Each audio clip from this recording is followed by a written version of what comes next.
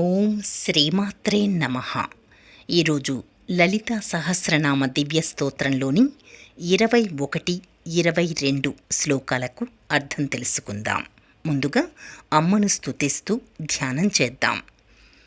అరుణాం కరుణాతరంగితాక్షీం ధృతపాశాంకుశపుష్పబాణచాపాం అణిమాదిభిరావృతాం మయూఖైర్ అహమిత్యేవ విభావయే భవానీం ధ్యాయేత్ పద్మాసనస్థాం వికసితవదనాం పద్మపత్రాయతాక్షీం హేమాభాం పీతవస్త్రాం కరకలితలసద్ధేమ పద్మాం వరాంగీం సర్వాలంకారయుక్తాం సతతమభయదాం భక్తనమ్రాం భవానీం శ్రీవిద్యాం శాంతమూర్తిం సకలసురనుతాం సర్వసంపత్ప్రదాత్రీం సకుంకుమవిలేపనాం అళికచుంబికస్తూరికాం సమందహసితేక్షణాం ససరచాపపాశాంకుశాం అశేషజనమోహినీం అరుణమాల్యభూషాంబరాం జపాకుసుమభాసురాం జపవిధౌ స్మరేదంబికాం. ఇప్పుడు 21వ శ్లోకానికి అర్థం తెలుసుకుందాం. సర్వారుణానవద్యాంగీ సర్వాభరణభూషితా శివకామేశ్వరాంకస్థా శివా స్వాధీనవల్లభా.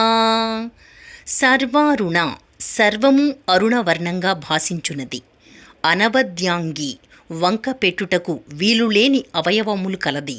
సర్వాభరణ భూషిత సమస్తమైన నగల చేత అలంకరించబడింది. శివ కామేశ్వరాంకస్థ కామస్వరూపుడు అగు శంకరుని యొక్క తొడయందున్నది. శివ వ్యక్తమైన శివుని రూపము కలది. స్వాధీన వల్లభ తనకు లోబడిన భర్త కలది. ఇప్పుడు 22వ శ్లోకం.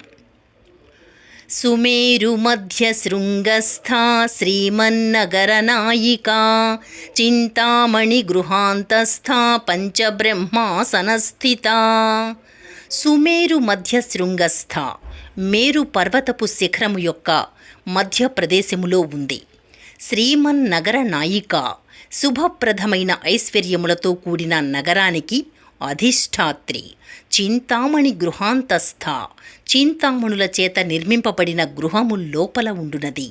పంచబ్రహ్మాసనస్థిత 5 బ్రహ్మరూపాలు ధరించినటువంటి శివునిచే నిర్మింపబడిన ఆసనములో కూర్చున్నది. రేపు 23, 24 శ్లోకాలకు అర్థం తెలుసుకుందాం.